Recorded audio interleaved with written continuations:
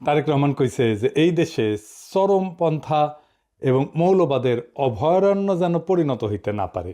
দেখেন, অতি উত্তম কথা। তবে ইন্ডিয়া মনে করে মৌলবাদীদের বিরুদ্ধে শেখ হাসিনাই একমাত্র ভরসা। ইন্ডিয়া টুডে একটা নিবন্ধ ছাপিছিল 2022 সালে। 2016 সালে বামেরাও বলতো দেশের বড় শত্রু মৌলবাদ। হাসিনার ফ্যাসিবাদ কিন্তু বড় শত্রু না, বড় শত্রু মৌলবাদ বামেদের মতে। তাইলে আমরা বুঝলাম বাংলাদেশে মৌলবাদ বলে একটা জিনিস আছে, মৌলবাদী বলেও একটা জিনিস আছে যা খুবই খারাপ, তাই না? সেটারে বিএনপি খায়া দিতে চায়, সেটা বিএনপি প্রতিরোধ করতে চায়। আচ্ছা, খুব ভালো কথা। তাইলে খালেদা জিয়ার নিশ্চয়ই মৌলবাদীদের সম্পর্কে একটা বক্তব্য আছিল, সেটা কি একটু আমরা শুনে আসি? আসেন শুনি, এডিটর সাহেব শুনে দেন। মৌলবাদী মানে ধর্মীয় লোক আছে কিন্তু মৌলবাদী নয়। তারা বাংলাদেশকে ভালোবাসে, তাদের অবদান আছে দেশের জন্য এবং তারা দেশকে রক্ষা করতে চায়। তার মানে খালেদা জিয়ার বক্তব্যের বিরুদ্ধে দাঁড়াইল তারেক রহমান। এই মৌলবাদ নিয়ে কেন বাঙ্গুয়েলিদের এত চুলকানি? আসেন এটা একটু দেখি, তাইলে বুঝবো বিএনপি কার খপ্পরে পড়িছে। মৌলবাদ এটার ইংরেজি হইতেছে ফান্ডামেন্টালিজম। এই শব্দের উৎস কখন? শব্দটা প্রথম 20 শতকের শুরুর দিকে আমেরিকাতে প্রোটেস্ট্যান্ট খ্রিস্ট ধর্মে এটার উদ্ভব। 1910 থেকে 1915 সালে এই প্রোটেস্ট্যান্ট খ্রিস্টানরা একটা সিরিজ পুস্তিকা প্রকাশ করে, দ্য ফান্ডামেন্টালস নাম দিয়ে, যেখানে বলা হয় বাইবেলকে আক্ষরিক অর্থে মানিতেই হইবে, আক্ষরিকভাবে মেনে মেনে চলতে হবে। তখন খ্রিস্টান জগতে ফান্ডামেন্টালিস্ট মানে ছিল সেই সব খ্রিস্টানেরা যারা বাইবেলকে অক্ষরে অক্ষরে অনুসরণ করত, বা বলতে পারেন রক্ষণশীল খ্রিস্টানেরা। অর্থাৎ শব্দটার জন্মই হয়েছে খ্রিস্ট ধর্মে, ইসলামে না। কিন্তু এটা এখন ইসলাম বুঝাইতে কেন ব্যবহার করা হয়? পশ্চিমা দুনিয়ার শব্দটার রূপান্তর কেমনে হইল? আসেন এর একটু বুঝে দেখি। দ্বিতীয় বিশ্বযুদ্ধের পর পশ্চিমা রাষ্ট্রতন্ত্র, বিশেষ করে আমেরিকা, ধর্মনিরপেক্ষতার নামে ফান্ডামেন্টালিজম শব্দটাকে ধীরে ধীরে নিজেদের ধর্মের মধ্যে একটা সাংস্কৃতিক বিরোধ হিসেবে টিকায় রাখে। ধর্মের মধ্যে আছে না না না ফেরকার দ্বন্দ্ব আছে না, সেই রকম। মানে খ্রিস্টান মৌলবাদ, যা থেকে মৌলবাদ শব্দটার উৎপত্তি, তাকে নিজ ধর্মের ভেতরকার বিষয় কইরা রাখে। মানে এটা আমাদের ঘরের একটা ব্যাপার। রক্ষণশীল খ্রিস্টান হওয়া কোনো অসুবিধা নাই, কিন্তু রক্ষণশীল মুসলমান এটা হওয়া যাবে না। কেন যাবে না? এর পরে আসতেছি।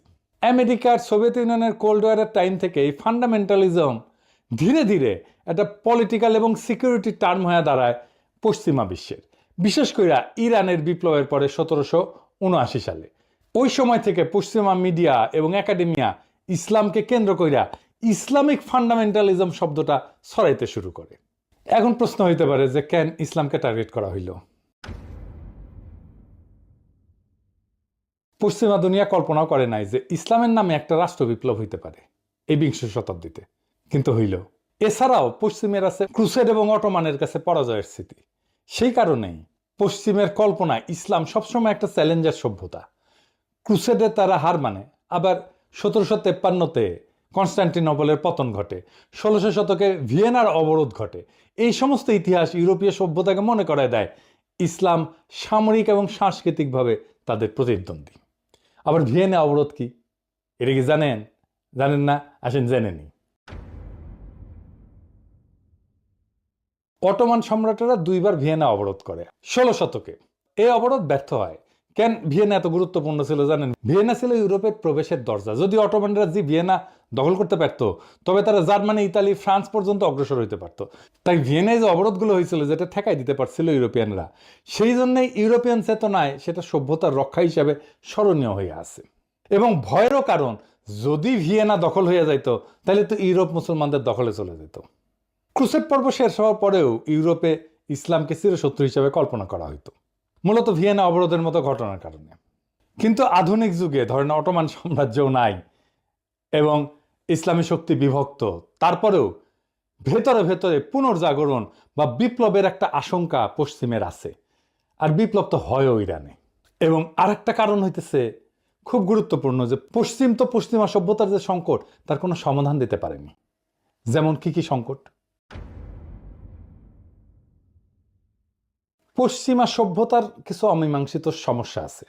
যেমন পশ্চিমা সভ্যতা বিজ্ঞান, প্রযুক্তি, গণতন্ত্র, মানবাধিকারে বড় অবদান রাখলেও কিছু মৌলিক সমস্যার আজও সমাধান করতে পারেনি, যেমন বৈষম্যের সমাধান করতে পারেনি। এই পুঁজিবাদী সমাজ ধনী গরিবের বৈষম্য ক্রমাগত বাড়াইছে। বলা হয়তো ধনীদের তরফ থেকে ট্রিকল ডাউন করতো, আস্তে আস্তে ব্যয় ব্যয় ব্যয় ব্যয় চুইয়ে পড়িয়া নিচের লোকেরা আস্তে আস্তে কিছুটা সম্পদ হয়তো পাইতো। পশ্চিম ব্যক্তি স্বাধীনতাকে সর্বোচ্চ করছে, কিন্তু সমাজ, কমিউনিটি, পরিবার এগুলো ভেঙে গেছে। মানুষ একা, বিচ্ছিন্ন, বিষণ্ণতায় ভোগে। রাষ্ট্র, রাজনীতি, ধর্ম বা নৈতিকতা থেকে বিচ্ছিন্ন হয়ে গেছে। এর ফলে যুদ্ধ, এর ফলে উপনিবেশিকতা, এর ফলে পরিবেশ ধ্বংস, এবং এই সব কিছুকে বলা হয় প্রগতিশীলতা, প্রগতি, নেসেসিটি, এই বলে বৈধতা দেওয়া হয়। পশ্চিমা বিশ্বে যে ক্ষমতার দ্বন্দ্ব, এটাকে বলা হয়তো যে ব্যালেন্স অফ পাওয়ার যদি থাকে, অনেকগুলো শক্তির যদি শক্তিশালী যদি রাষ্ট্র থাকে, তাহলে একটা ব্যালেন্স অফ পাওয়ার হবে, এইটা স্থায়ী শান্তি নিশ্চিত করতে পারবে। কিন্তু করতে পারেনি, যুদ্ধ কোথাও থামাইতে পারেনি।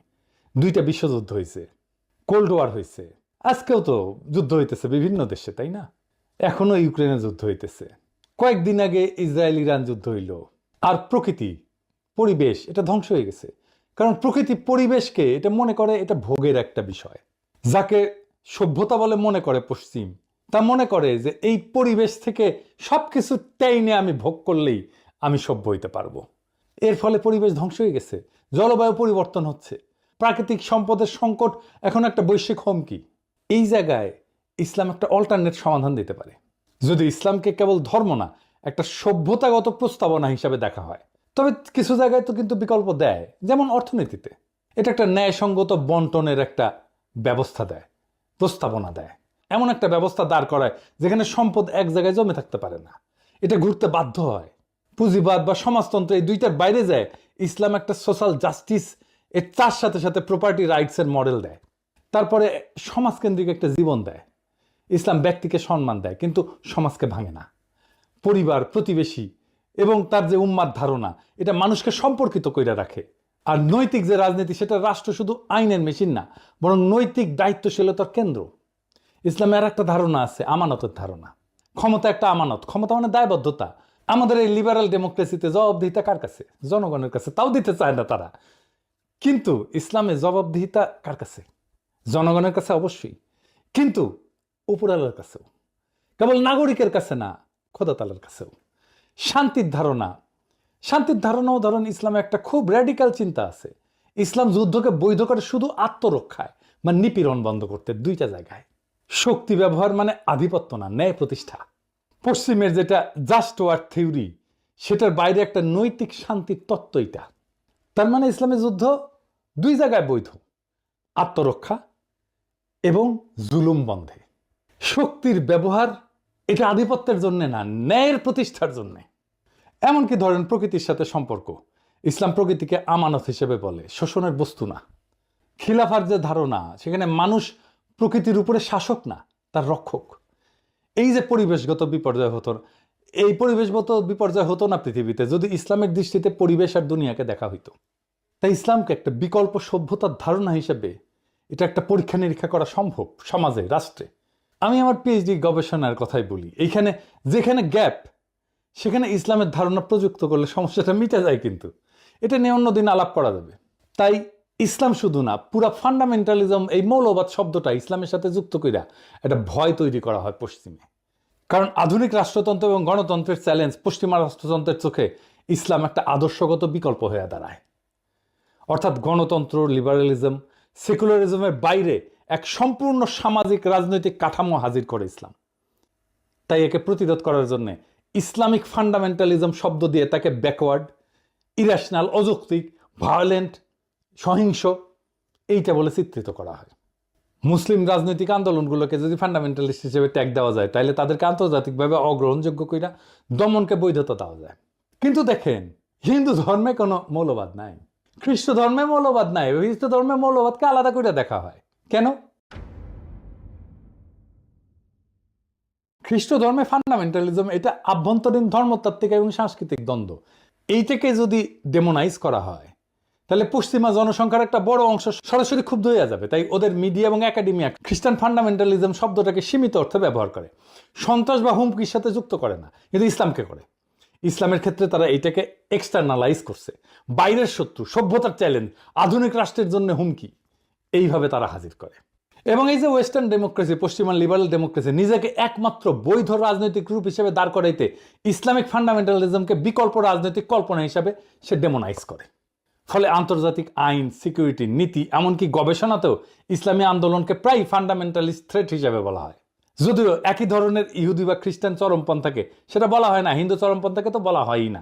দেখতেছেন তো, যা যা একটা ইসলামী সমাজকে আলাদা মিনিং দিছে, সেটাকে আক্রমণ করা হয়েছে পশ্চিম থেকে। নিজের কালচারকে, নিজের প্র্যাকটিসকে ঘৃণা করতে শেখানো হয়েছে।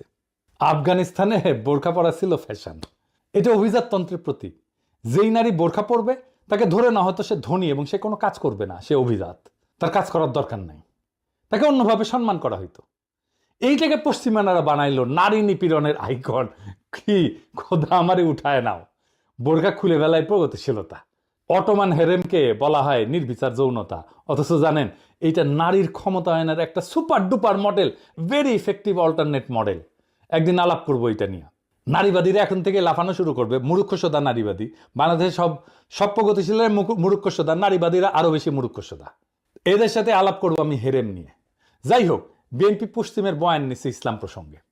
তার রাজনৈতিক প্রতিপক্ষকে মোকাবেলা করার জন্য যদি আওয়ামী বয়ানের কান্দে চাপতে হয় বিএনপিকে, তাহলে তো বিএনপি আর একটা আওয়ামী শাসনই উপহার দেবে। এইভাবে রাজনীতি চলে। জামাতের সাথে বিএনপি তো আসলে কোনো প্যারামিটারে জিততে পারবে না, না আভ্যন্তরীণ গণতান্ত্রিক চর্চায়, না কর্মীদের রাজনৈতিক মানে, না কর্মীদের সাহসে, না কর্মীদের সংখ্যায়। বিএনপি ছাত্রদল, ছাত্র শিবির যদি এখন রাস্তায় মারপিটেও নামে, ছাত্রদল হাইরা যাবে। এটা বাস্তবতা। না বিএনপি প্রতিষ্ঠান তৈরি করতে পারছে, না কর্মীদের নৈতিক রাজনৈতিক পড়াশোনা, শিক্ষা প্রতিষ্ঠানে সংগঠনের প্রভাব বাড়াইতে পারছে, কিছুই করতে পারেনি। বিএনপি জামাত বা ছাত্র শিবিরের সাথে তুলনায় কোনো ধারে কাছে যেতে পারবে না। এই জন্যই তারা বাইসা নিছে এমন একটা জায়গা যেখানে জামাত দুর্বল, সেটা মুক্তিযুদ্ধ। এই মুক্তিযুদ্ধের মাঠে এসে জামাতকে ঘায়াল করতে চায়। তাই তাদের মুখে মৌলবাদ, তাই তাদের মুখে জঙ্গিবাদ। সেই একই বয়ান আওয়ামী লীগের বয়ান, কারণ এটা সহজ।